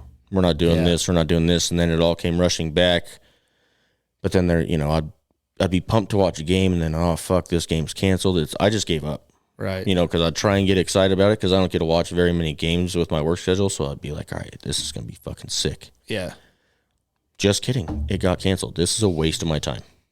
So it got to the point where I just kind of, I guess I just stopped looking it up. I stopped caring about it for the last little bit, like the last year, I guess. And I haven't really picked it back up. Maybe when things go back to normal, I will. But it hasn't really gotten to that point. Well, here's my curiosity about that. Is that you think back at it about all the games that got canceled because of players being on COVID protocol, right? Right. But the thing is that you never actually heard from those players that were on COVID protocol, why they were on COVID protocol, why did they actually feel like they had it. You don't hear about it. Well, and I started really losing interest in a lot of sports a couple years ago when players started kneeling for the national anthem. It's a hot button issue for a lot of people. I'm one of them. Well, I mean, on both sides of the spectrum, for or against, it's a hot button issue, right? And it still is to this day. And honestly, politically wise, I think the lines have kind of been convoluted because people from both sides of the aisle believe in both things are right or wrong, right? Absolutely. And I mean, I shouldn't say right or wrong. I look at what they believe in, what they don't believe in. And this is kind of Pandora's box, but here we are. Yeah, here we are. I mean, I don't look at them. I don't look at professional sports players as idols. I wasn't really raised that way, right? I more idolize like hardworking people that have gotten there, not necessarily through fame, but what they do like behind the scenes. I do it more on like a personal level, like my dad, my grandpa. Yeah. My mom, like those kind of people. I do it more on like a personal level than I do of like a celebrity level. Well, but a lot of people look at these people. I can't say these people, professional sports athletes, right, as idols. They've worked their ass off. They may have came from nothing and achieved greatness, whether that be money or fame or whatever. They look up to that, and there's nothing wrong with that. But I think there's a time and a place and a right way to use your platform for what they're trying to get their point across as. Their agenda. And I don't know if I agree with kneeling at a sporting event during our national anthem as the best way to do that. Right. I understand that, but let me ask you a question as a devil's advocate. Devil's advocate here. If that person, if these people or these persons believe that they're protesting the anthem itself, what else would they do? What's their alternative? If they're protesting the actual anthem, what it stands for, what the words are, what they mean, what they interpret them to mean, they believe that the way to get their message across is to protest it by kneeling for it and saying, I don't respect this thing, I don't stand for it, and I think that it represents a lot of bad things, so I'm going to kneel for it. What do you think their alternative would be then?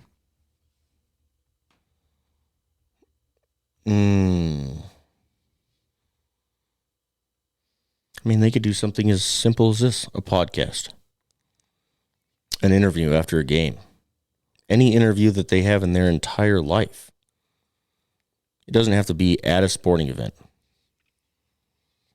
There's so many people that go to these sporting events. They're there to watch the game, right? Yeah. That's the whole purpose that everyone is there, whether it be the players or the spectators. You're there for a purpose. The game. The competition. The competition, I mean, it is what it is. Yeah. But it's not a political rally. It's not there to host your personal agenda. I just don't necessarily agree with the way that they went about it. Right. I think they could have, if they have the right to do what they're doing. But I think they could do it in a better, more productive way than doing it at a sporting event. I agree with that to an extent, right? Especially for the fact that, like, obviously, I respect everyone's right to free speech. Duh. Everyone should. That is what it is. And the thing is that I think people just like to stir the pot because they know they can. So they're going to do shit that just pisses people off. And they'll get enough people that say, that's awesome, good for you. And that's what stirring the pot is, right? You're literally playing a game with people on every side that gets people stirred up about things. See, and that's what drives me nuts. It can be such a small scale as being in a conversation about something and blown up is to the level that we're talking about, right? You got these guys that are stirring the pot because they know they can stir the pot and they know it's going to piss people off. And that's why they do it, because they know it pisses people off. Not because maybe they even genuinely believe in it. They just know that it's going to get a reaction, right? See, and that's it a response, and they're waiting for the reaction to it. See, and that's part of my issue with that whole thing.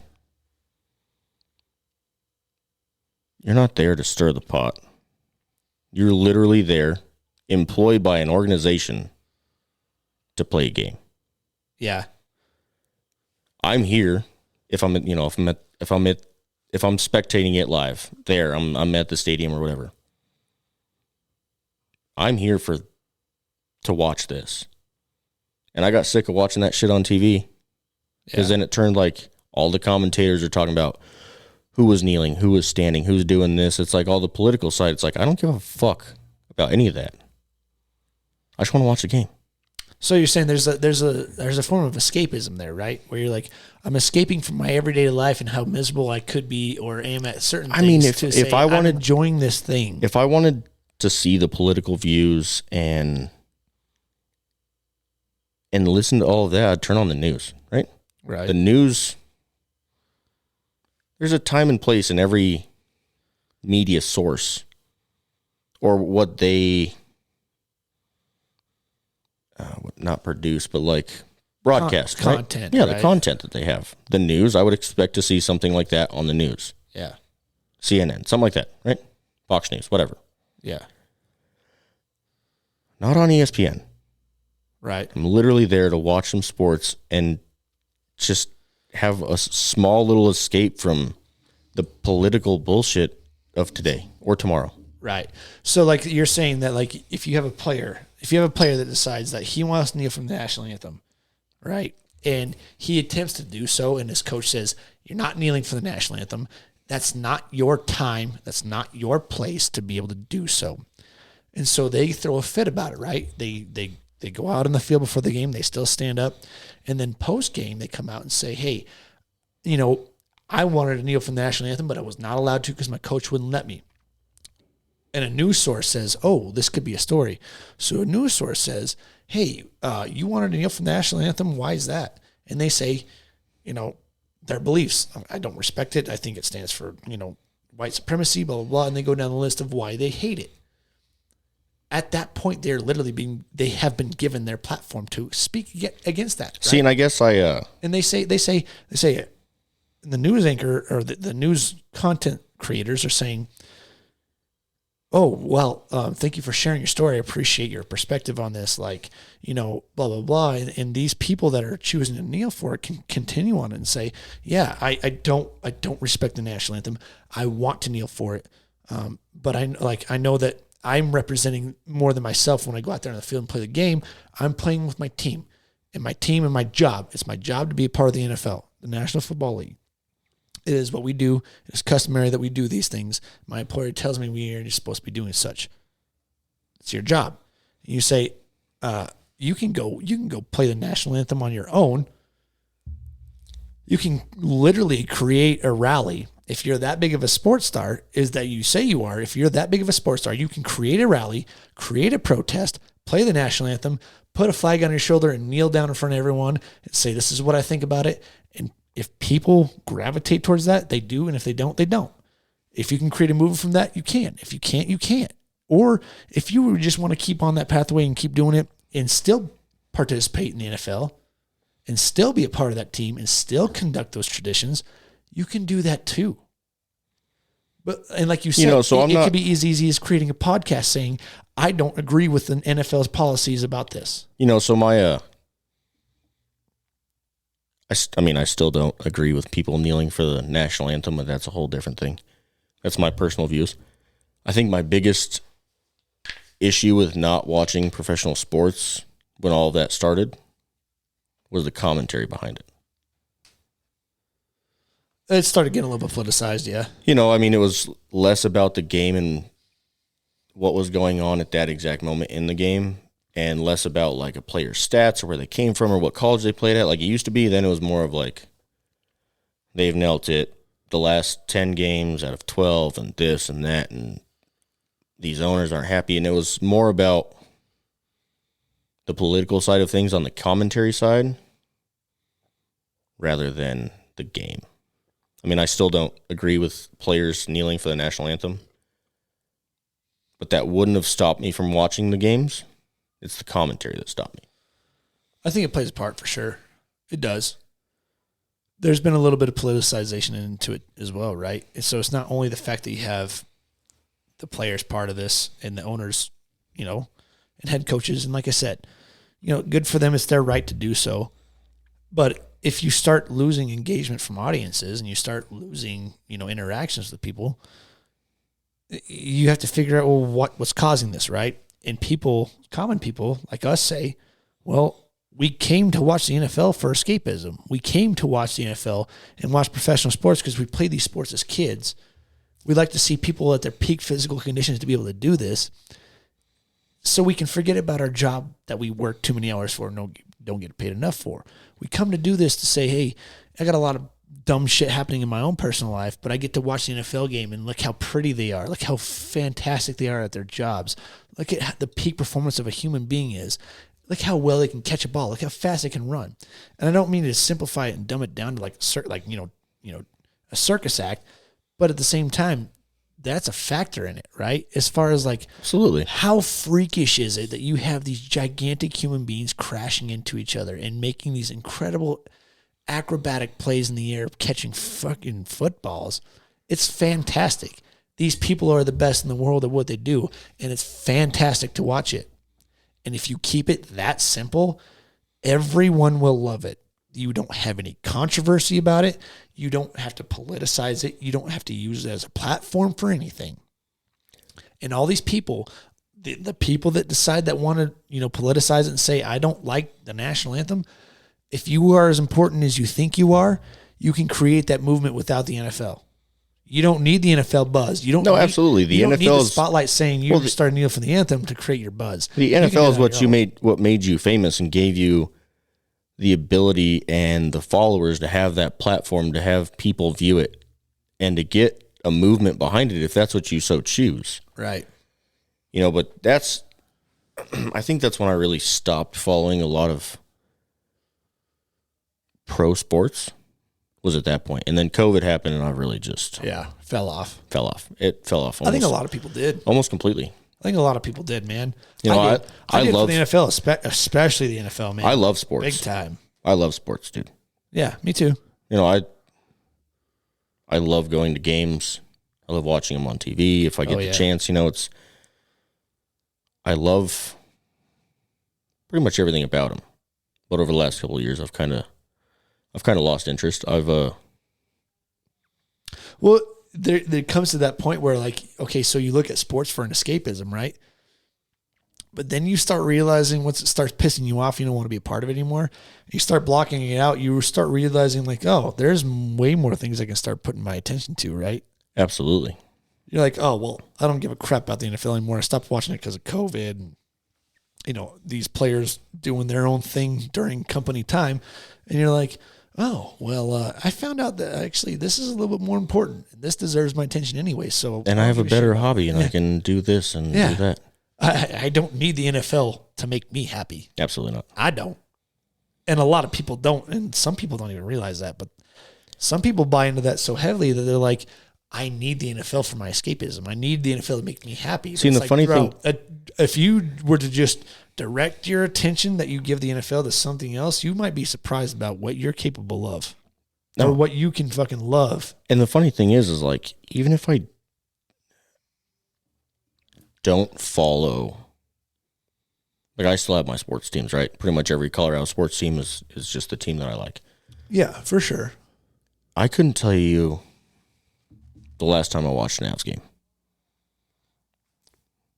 But it's just your generalized home team, right? So no, but like, I mean, just like, yeah, absolutely. Yeah. But I don't really care, like, who's on the team. Like, I don't need to follow stats. I don't really care about their record. Like, it doesn't matter to me.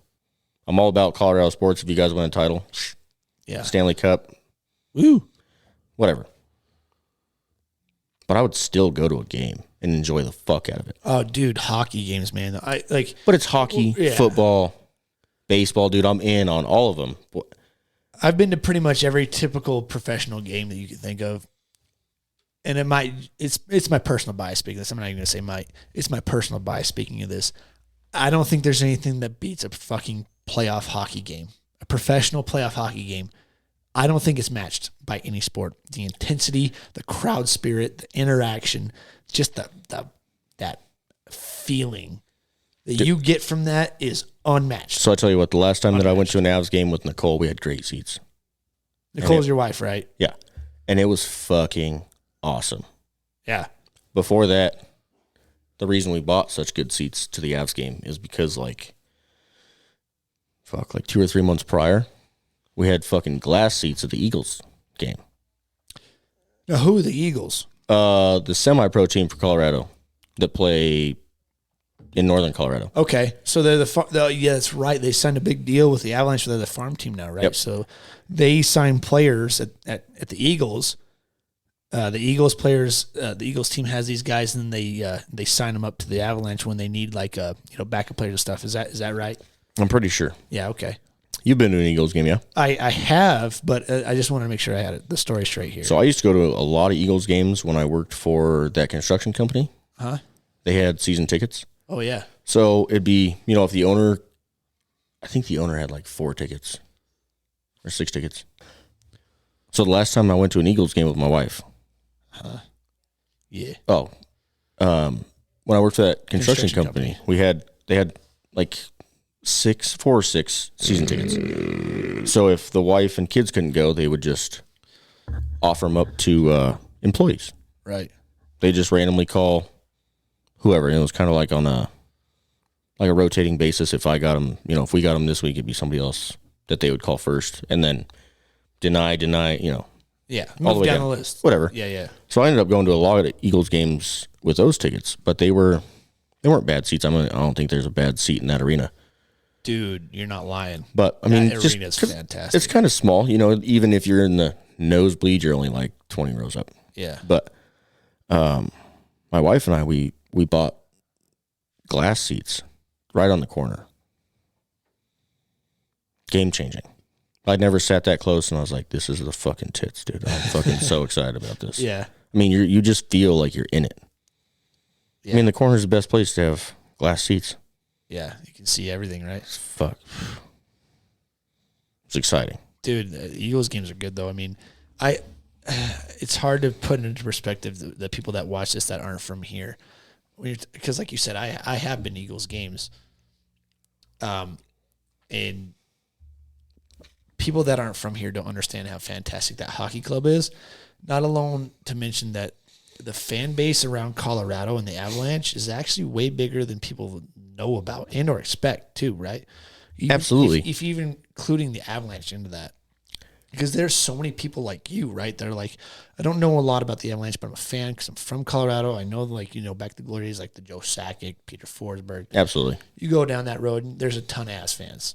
just from that era alone, that still, like, they don't really follow the league. They don't really, I mean, it's watch nice. every game. It's just hard because, like, that's when I was growing up. Right. And that's when they won the Stanley Cup. Oh, yeah, big time. So, I mean, I was Avs through and through since I was a kid. Right, same. Because that team was killer. Absolutely. So that kind of instilled the Avs are just where I want to be. And so going back to it, right, is that you've got all these casual Avalanche fans, and then you've got all these hardcore Avs fans that, like, play hockey in their own spare time, with their families, right? Their beer leagues and stuff. That were all products of that big push of the initial Avalanche winning the cup and stuff. Absolutely. Right?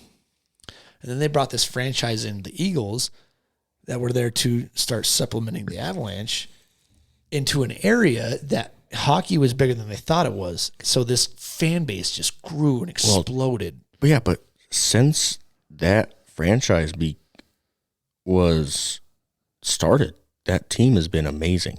Ever since, yeah. Oh, right from the bat. Like, bam. Season 1, killing it. Absolutely. They have been. And the fact... It's just like the Avalanche, though. Well, Season 1, Avalanche, bam. Fantastic. But, I guess part of it for me, Eagles tickets are cheaper. Yeah. Closer to home. Yeah. Easier to make, like, a Friday night. Right? Oh, for sure. And usually they play on, like, a Tuesday or Wednesday. They play all throughout the week, kind of just like every other sports, like hockey team or basketball team, right? They play any day of the week, whatever. But it's easier for me to hit up my wife and be like, hey, I got Eagles tickets for tonight. It's a Tuesday, but it's only 30 minutes down the road. Right. We should go. Yeah. But that's geographical, subjective there, right? You're like, okay, well, it's very convenient. It's very convenient for us, but at the same time, people don't realize it's not just that it's convenient. It's the fact that the franchise is actually really great. The franchise is really great, and the play is at such a high intensity because they feed into the Avalanche, right? It's Absolutely. Right? You're talking about literally a slight step below the NHL. So not only is the franchise just fantastically, it's fantastically ran, you also have players that are playing NHL caliber level of skill, and they also love to fight in that league. Specifically, they love to fight. They throw down all the time. So that's the one thing that keeps people that don't know a lot about hockey interested in hockey is the fighting. There's a lot of mixed feelings about fighting in hockey from a lot of people. People say there's no place for it. People say there is a place for it, but at the same time say it needs to be scaled back. And there's other people that say it needs to be increased. I mean, there's a lot about the Eagles game, though, that, like, so the Avs obviously has that prestige behind it going to, like, a pro hockey game, right? Oh, yeah. You're in the NHL, man. That's the league. You're in a fucking the show, baby. You're in a huge arena. It's pro, right? It is what it is. Oh, yeah. But going to the Eagles game, they just keep the crowd so involved, and they're such a good fan base, even if they're not huge hockey fans, right? Yeah. So they have the fucking dude running around with, like, the T-shirt gun, just blowing T-shirts into the crowd. Yeah. They have the raffle. They have parachute. They have the they have, like, the little gift cards that parachute down from the rafters. Yeah. Absolutely. They still have the cheerleaders and, like, the beer and all of that, but then they still chuck a puck, dude. I was just gonna say, you can buy a puck for like $5 and you chuck it into the tin in the center of court and it's like $1,500. The owner of that construction company I was with was super hammered, made it $1,500. Really? Yeah. I've never actually seen anyone make it. It's legit. But home way you make it. They just keep the crowd so much more involved than like a pro team, right? Yeah. Just because it's a smaller arena, tickets are a little bit cheaper. I mean, you're still there for the hockey, but it's not there for like the pro hockey. It's more of like you can afford to take your entire family out. Oh yeah, for sure. You're looking for maybe $60 for 4 tickets for a mom, dad, and 2 kids, right? Yeah. You might not have like glass tickets, but then at the same time, like an extra $5 for each of your kids to like throw a puck. Yeah. Or they have how happy are they going to be? They have like the little fucking parachute deal. They still have like the races on the ice. That's like something that the Avs do. Yeah. But that's usually like a in between period thing. Right. And that's like the only entertainment. Right. At the Eagles game, it's just constant. Right? Anytime that there's like commercial break, timeout, period break, there's always something. Absolutely. I think with that league as a whole, because there's other leagues that are there's other teams in that league, right? Absolutely. Obviously. There has to be. Duh. Obviously. I think what that league has perfected is they've perfected the art of combining college and professional leagues. So they literally made the NHL and the NCAA, and they combined it into one league that does both of the things the greatest, right? Right, the funness of an NCAA game, like all the extras and all the bullshit. Well, not only that, with the NCAA part of that, they also have guys that are literally competing to try to get to the show. Right. Right? And that's the biggest part of college, right? That's what makes college so competitive. So you got all these guys trying to make it pro. So you got all these guys in this league that maybe came from college, and it's a step up from college. Now they're trying to get to the show, right? So you have that competitive edge amongst these dudes that are trying to get to the NHL. So they're not only they have the NCAA edge to them, but then they have the professional side of the production of it, right? The production of the experience for the fans is that you have parachute T-shirts and stuff coming down from the rafters. You got a mascot, T-shirt cannon things right. at you. Like you got all these crazy things. You got the rubber chuck-a-puck. You've got all these cool things that keep you involved as a fan, and you've got players that are trying to go to the NHL. You've just got this cyclone of the perfect effect of people being interested in hockey in the first place and attracting more people to go. It's the dynamic that is absolutely perfected. The equation is fantastic. I've probably been a ratio of 10-1 Eagles games to Avs games. Oh, yeah, absolutely. I mean, big time. Number one, because it's a lot of reasons, closer, cheaper, whatever. But I almost find it more fun. And that's what I'm saying. I think it is, right? Because the NHL is so serious. It is serious. You're a fucking professional. You're at the highest height of the heights. Well, but you're also, you're paying a premium to see that. Of course you are. In every aspect. For us, you're making like a whole night out of it. Oh yeah. We got to get down to the arena, find parking, get food, do this, do that. Most likely stay the night around there, right? It's just a whole thing. Yeah. For me to go to an Eagles game, fuck. It's down the road and back. Drop of a hat. Hey, I got Eagles tickets. Yeah, I'm in. Yeah, sure. if I'm free, I'm going. But to circle back, when you're bringing up the college, I think I watch if you were going to ask me today, would you rather watch pro or college? College. Well, especially if you're talking about the football. Let's be real. Football for sure. College all day, dude. All day. Same thing with basketball. I'm not a huge basketball fan. I've been to a bunch of Nuggets games. Like March Madness is fantastic, right? I'm not a basketball fan either, but I can get on board with being able to watch college basketball for March Madness. That's what I'm saying. 100% can do that. But the games are great. I would rather watch March Madness than any NBA team ever on TV. You know what I mean? Like if you're gonna give me Nuggets tickets, I'll go. Absolutely. Yeah. I just like the experience. But if you're gonna ask me to watch an NBA game on TV or March Madness, I'm watching March Madness. Every time. 10 times out of 10. There ain't no 9. Absolutely not. There ain't no 1 out of 10. It's 10 times out of 10. And that's the thing about NCAA. College sports, dude. They're playing for something. They're not getting paid. Right. You're not making millions. They're not coming up with the excuses of like, I can't play, my finger hurts. Nah. This is my ride or die. I gotta be in this game. Yeah, think about if you're a person that's prospect or projected to be a certain draft. I gotta be in this game, right, and produce well. If I don't fucking make it. Or the dude on the other team is gonna take my spot in the professional league, whatever it may be. Even a dude on the freaking deeper in the depth roster can come up and take my spot, right? And that's what makes it so competitive. Absolutely. So you can why I like the first string. See, and I watch all of a sudden second string comes up and I watch sports for the competitiveness. Oh yeah, I'm a very competitive person, and I like to see it. But there's also the escapism, right? Absolutely, and that's what I'm saying. Like I like to escape it for somebody else's competitiveness, right, and I like being able to see it. you have a part of you that says, I could never do that, but I'm glad those people can, right? So you say, man, this person is, first string for this team. I really hope he gets drafted in the NFL because he's a great player, fantastic player. It's funny, as soon as he gets drafted, I'm out. I stop watching him. Right, you stop caring about it, right? Because he made it. Well, he made it. He's taken care of. Success story. Yeah, sure. There he goes.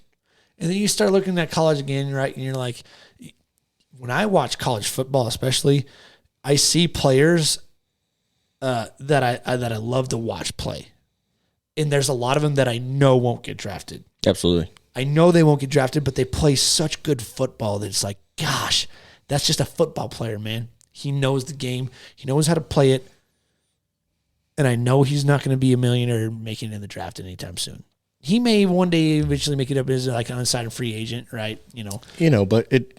And the thing is like, but it's cool to see that in the college level because everyone is playing that way. Everyone is playing to try to be that number one draft pick. Absolutely. And if you mess up, if you're projected to be number one draft pick and you get your arm broken or you get a broken pinky, and all of a sudden your second string comes up and he starts outperforming you or even matching you, people are going to be like, oh, he's now the number one. And you're like, what the hell? I've been the number one for like the last year and a half, but I broke my pinky and I'm gone. Yep. Yeah, Deuces. You are gone. See ya. That's how it is. But that's the magic of it, right? That's the magic of the whole thing. You never know what's going to happen. And the competitive nature of all of it is what drives the whole thing. The whole magic. The whole thing. It's behind, that's what's behind the show, right? The show is what it is, but you've got the magic of people, human beings, trying to reach the apex of their performance. Absolutely. And that's not trying to reduce it, like I said earlier back in the conversation, that's not trying to reduce it to just pure entertainment factors. It's our escapism being like, man, I wish I could do that. There's a part of me that's like, I see certain players, and I'm like, I would love to be that guy. I want to be that player. Because how fantastic is it when you get to see people do that? You are escaping through them. You are literally vicariously living through these people saying, look at J.J. Watt. Man's a monster. Absolutely. Gigantor. The way he tosses around people like little boys as a professional is crazy. And I love it. It's fantastic. I can't do that. But to see him be able to do it is fantastic. And I love to be like, look at J.J. Watt go. That's my boy. Killing it. Yeah. Right? That's my escapism. Absolutely. So we've covered a lot of stuff. Hell yeah, we have. We've covered a lot of stuff. Can't wait for part 2. Yeah, we can definitely do a second one, man. I appreciate you coming on. Cheers to beers with Bud. Thanks, buddy. You're welcome back anytime you want. Hell yeah, man. It's been a pleasure. I'm glad I was able to make it. Fucking A. Had a good time. Absolutely.